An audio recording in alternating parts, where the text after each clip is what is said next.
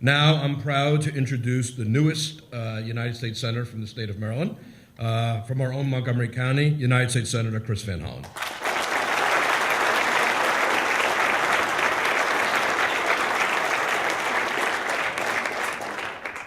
Thank you, Ron, and thank you for your leadership and your powerful words this morning, and to all the members of the Jewish community who are here and all members of other faith communities who are gathered here in solidarity to make it absolutely clear that in Montgomery County, in Maryland, and the United States of America, we will not tolerate this kind of bigotry, hatred, anti-Semitism, wherever it raises its ugly head. And I want to thank our County Executive, Ike Leggett, and members of our County Council who have always made so clear in Montgomery County, whenever we see this kind of hate against the Jewish community or the Muslim community or other minority communities, that we stand in solidarity.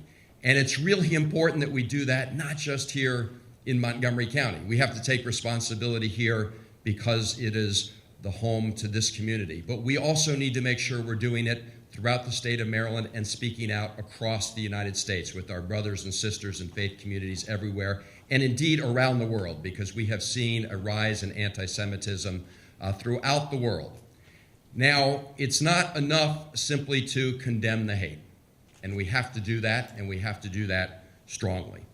But we also need to make sure, as Senator Cardin and the federal delegation has done, that we reach out to our law enforcement partners, whether it's Chief Manger locally working with the county executive, or whether it's the U.S. Attorney and the FBI.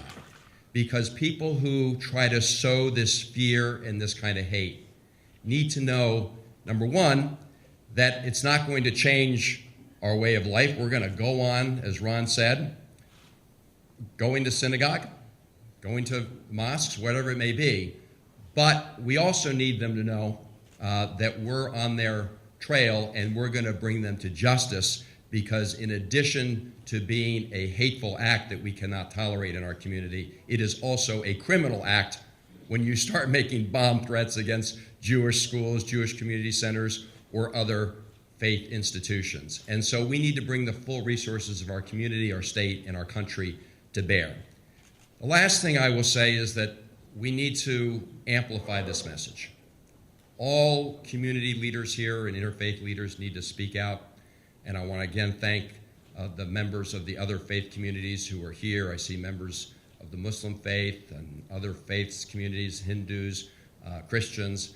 We need to stand together as brothers and sisters, because we have...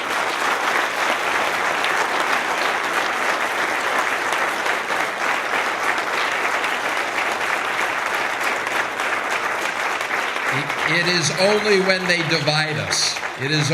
they divide us, that they are ultimately successful in achieving their hateful ends. And so we need to make sure that at the highest levels of government, we have strong voices. I know all of us are concerned that at the White House, you do have somebody who once ran a platform that was at least used for anti-Semitic, racist, sort of neo-Nazi propaganda. And it's really important that those voices, I'm just speaking truth to reality here, those voices, which are in offices in the White House, we just need to make sure that those voices do not carry the day. And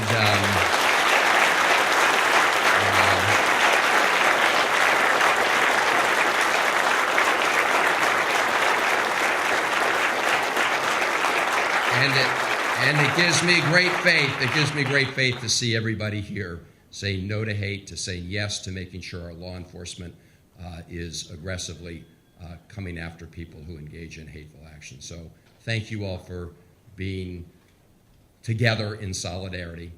And I know at the end of the day, we will succeed in making sure that those of us who believe in harmony, in love, prevail over those who stand for hate. God bless you.